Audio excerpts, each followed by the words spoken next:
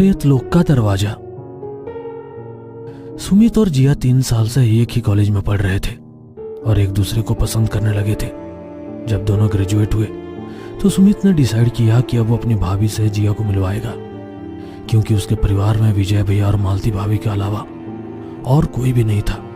विजय भैया नोएडा में एक बिल्डिंग कॉन्ट्रैक्ट पर काम कर रहे थे और उसकी भाभी मालती सीतापुर में उनके ऑन हाउस में रह रही थी। इस वक्त सुमित जिया के साथ 2 साल के बाद अपने भैया भाभी से मिलने उनके घर जा रहा है। शाम के 6 बजे वो दोनों उनके घर पहुंच जाते हैं। घर काफी आलीशान होता है। जिया भी घर देखकर खुश हो जाती है। वाह सुमित, घर तो बहुत अच्छा है। शादी के बाद हम भी ऐसा ही घर खरीदेंगे। सुमित मुस्कुराकर बोलता है अब कार से निकलकर अंदर भी चलो, या सिर्फ यहीं पर बैठे बैठे शादी कर लोगी? दोनों मुस्कुराते हैं और फिर कार से निकलकर दरवाजे की तरफ जाते हैं। सुमित डोरबेल बजाता है और मालती भाभी दरवाजा खोलती है। नमस्ते भाभी। मालती मुस्कुराकर सुमित को जवाब देती है। फिर जिया भी उनको नमस्ते करती है। नमस्ते जिया, कैसी हो? मैं ठीक हूँ भाभी, आप कैसी हैं? मैं अच्छी हूँ जिया। आओ दोनों अंदर आओ। तीनों हॉल में बैठकर खूब बातें करते हैं और फिर मालती जिया और सुमित को फ्रेश होने के लिए कहती है और खुद किचन में खाना बनाने चली जाती है। थोड़ी देर बाद जिया मालती के पास किचन में आती है।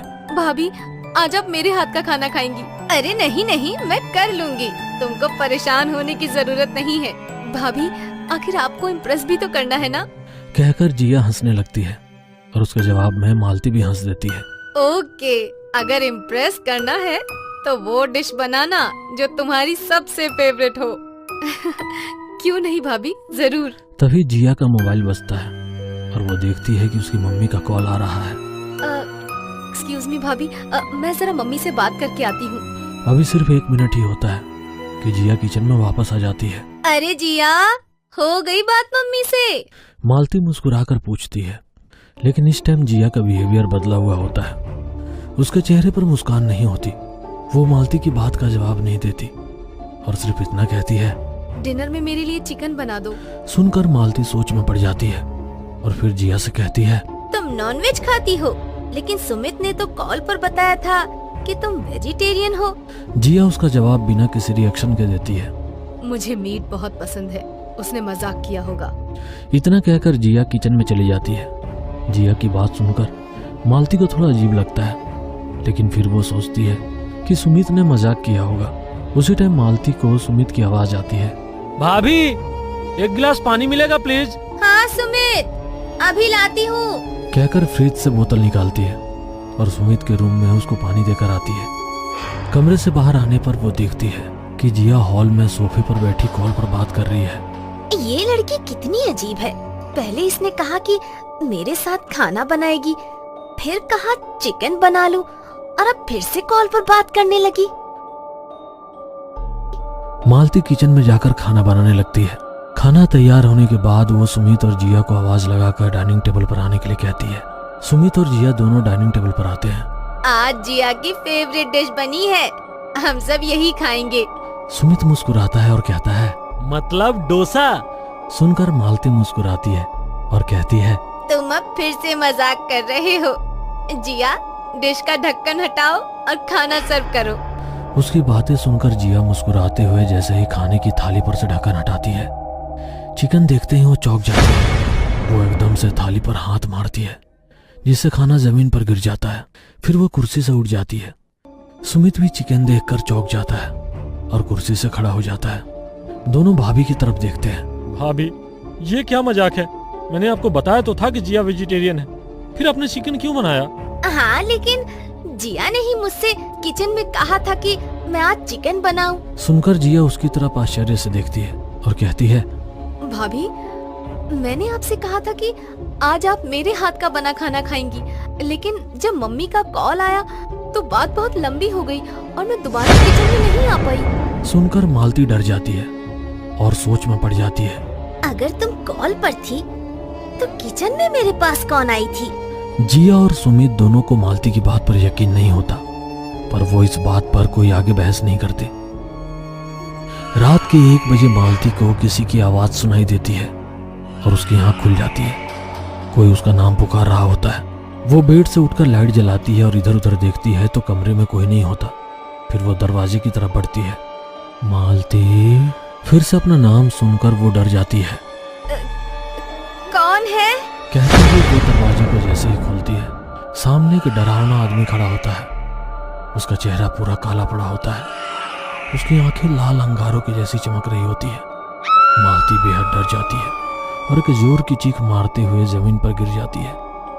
उसकी चीख सुनकर सुमित और जिया दोनों उस कमरे की ओर बढ़ते हैं और जब वहां पहुंचते हैं तो देखते हैं कि मालती जमीन पर बैठी हुई कांप रही है और उसने पूरा अपना चेहरा अपने हाथों से ढका हुआ है। दोनों उसके करीब जाते हैं और सुमित उसको हाथ का सहारा देकर उठाता है। भाभी, आप इतनी डरी हुई क्यों लग रही हैं? क्या हो गया? मालती इतनी डरी हुई होती है कि अपनी आंखें सुमित की आवाज सुनकर भी नहीं खोलती है। यहाँ मेरे दरवाजे पर। वो अधूरी बात बोलती है। भाभी, आराम से बताइए कि क्या बात है। मैंने एक बहुत ही डरावना आदमी देखा। उसका चेहरा, उसकी आंखें, वो बहुत ही भयानक लग रहा था। सुनकर जिया और सुमित दोनों एक दूसरे को देखते हैं। लेकिन भाभी, यहाँ तो हम लोगों के अलावा कोई नहीं है। कहीं आपने कोई सपना तो नहीं देखा? मालती बहुत डरी हुई थी। उसको पूरा यकीन था कि उसने कोई सपना नहीं देखा, सब कुछ अपनी आंखों से देखा है। जिया मालती को पानी पिलाती है और सुमित उससे मालती के पास ही सोने के लिए कहता है। जिया मालती के कमरे में उसके पास सो जाती है और सुमित अपने कमरे में चला जाता है। अगले दिन सब कुछ नॉर्मल रहता है, लेकिन मालती का माइंड डिस्टर्ब रहता है। उसको महसूस होता है कि कोई उसको हर टाइम देख रहा है। रात को डिनर के बाद मालती बाथरूम जाती है। जब वो वॉश बेसिन में माउथ वॉश करके आईना देखती है तो उसको अपने पीछे वही आदमी खड़ा हुआ नजर आता है। जैसे ही डर कर पीछे देखती है तो वो आदमी उसका गला पकड़ लेता है और मालती चिल्लाने लगती है। मालती, तुमने मेरे साथ ठीक नहीं किया था। मैं तुमसे इतना प्यार करता था, फिर भी तुमने मेरे प्यार को ठुकराया। मालती की सांस अटक रही होती है, फिर भी वो उसको पहचानने की कोशिश करती है और बहुत मुश्किल से अपने गले से आवाज निकालती है। कौन हो तुम? क्यों मेरी जान के पीछे पड़े हो? मैं राहुल हूँ, तुम्हारा राहुल। सुनकर मालती बहुत ज्यादा डर जाती है और एक जोरदार चीख मारती है। उसकी चीख सुनकर जिया और सुमित भी बाथरूम में आ जाते हैं और वो देखते हैं कि मालती बेहोश होकर जमीन पर गिरी पड़ी है और वहां कोई नहीं है। जब मालती की आंख खुलती है तो वो अपने बेडरूम पर लेटी हुई होती है। जिया और सुमित भी कमरे में ही मौजूद होते हैं। भाभी, आपको क्या हुआ था? मुझे फिर से वही आदमी दिखाई दिया था और इस बार उसने मेरा गला भी पकड़ा। लेकिन भाभी, जब हम वहां गए तो आपके अलावा वहां कोई नहीं था। सुमित और जिया को लगता है कि मालती के साथ कोई मेंटल प्रॉब्लम है, लेकिन तभी सुमित की नजर मालती के गले पर पड़ती है तो वो देखता है कि उसके गले पर खरोच के निशान है। भाभी, मुझे लगता है कि ये कोई भूत प्रेत का चक्कर है। हमें किसी तांत्रिक को बुलाकर उससे बात करनी पड़ेगी। भाभी, क्या उसने आपसे कुछ कहा था? उसने बताया वो राहुल है और मैंने उसके साथ अच्छा नहीं किया। इसी बात का बदला लेने आया है वो। तो क्या आप किसी राहुल को जानती हो? मालती थोड़ी देर चुप रहती है, फिर बोलती है। राहुल कॉलेज में मेरा क्लासमेट था। वो मुझे बहुत पसंद करता था, इसलिए उसने मुझे प्रपोज भी किया, लेकिन मेरे दिल में उसके लिए कोई फीलिंग नहीं थी, इसलिए मैंने उसको मना कर दिया। उसके बाद क्या हुआ भाभी? उसके बाद राहुल कॉलेज में कई दिनों तक नजर नहीं आया और उसके घर वालों को भी नहीं पता था कि वो कहाँ गया है। उसको पुलिस ने भी बहुत ढूंढने की कोशिश की, लेकिन उसका कुछ पता नहीं चला। अब इतने सालों बाद वो वापस कैसे आ गया? मुझे तो लगता है ये जरूर उसकी आत्मा है। सुमित, हमें देरी नहीं करनी चाहिए। तुम अभी मंदिर जाकर पंडित जी से मिलो, वहाँ से हमें किसी तांत्रिक या अघोरी बाबा के बारे में पता चल जाएगा। सुमित मालती के पास जिया को छोड़कर मंदिर चला जाता है। वहां से उसको एक अघोरी बाबा के बारे में पता चलता है, जो कि शमशान में रहता है। सुमित जब शमशान जाता है तो अघोरी बाबा एक पेड़ के नीचे बैठकर तपस्या कर रहा होता है। अघोरी से मिलकर सुमित उसको सब कुछ बताता है। वो एक प्रेत का रूप ले चुका है और वो मालती को भी अपने साथ प्रेत लोक में लेकर जाना चाहता है, लेकिन जब तक मालती अपनी मर्जी से प्रेत लोक जाने के लिए तैयार नहीं होती, वो उसको इसी तरह परेशान करता रहेगा। अब हमें क्या करना चाहिए? मैं तुम्हें बताता हूँ कि तुम्हें क्या करना है। जो मैं बताता हूँ उसे कागज पर लिख लो।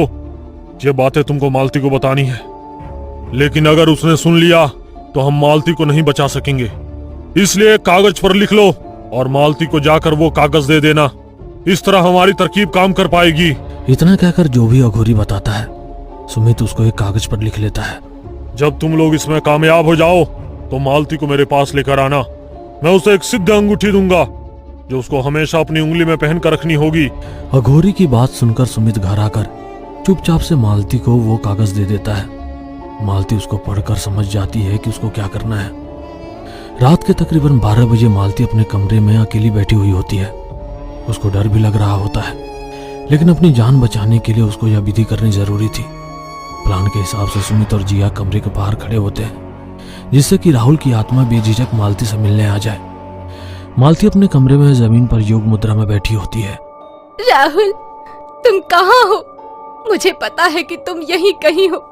आओ और आकर मुझसे बात करो। मालती इधर उधर नजरें घुमाते हुए कहती है और थोड़ी डरी हुई लगती है। राहुल, आखिर तुम मुझसे चाहते क्या हो? तभी वहां राहुल की आत्मा आ जाती है और उसको देखकर मालती थोड़ा डर जाती है।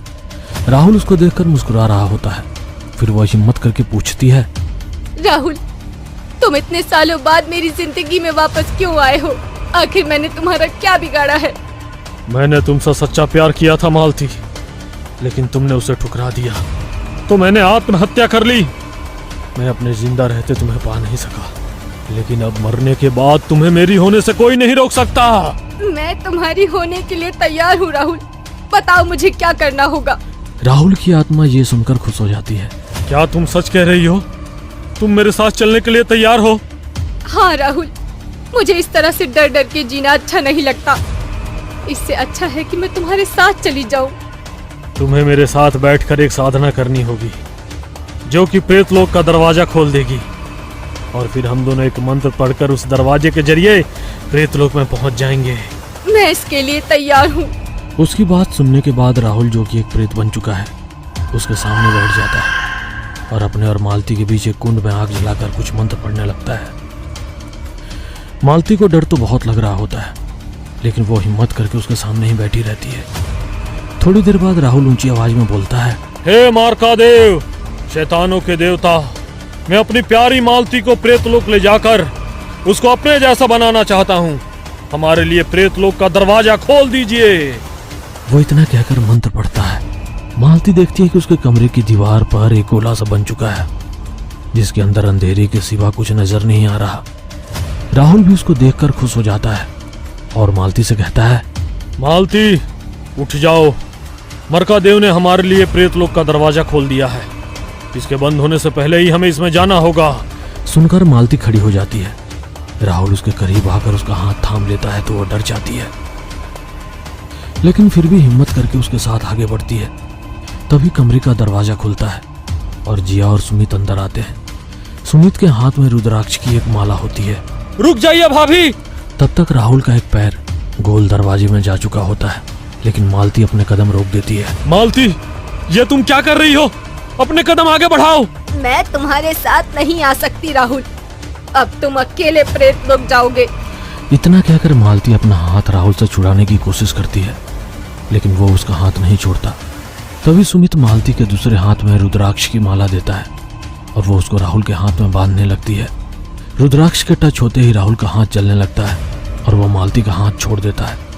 वो अपना पैर वापस नहीं ले सकता और अकेला ही प्रेतलोक जाने पर मजबूर हो जाता है। ये तुमने ठीक नहीं किया मालती, तुमने फिर से मुझे धोखा दिया है। अब मुझे 1 साल प्रेतलोक में ही रहना पड़ेगा, लेकिन मैं वापस आऊंगा, जरूर आऊंगा, मैं वापस जरूर आऊंगा। तभी राहुल अपना दूसरा कदम भी दरवाजे के अंदर बढ़ा देता है और दरवाजा गायब हो जाता है।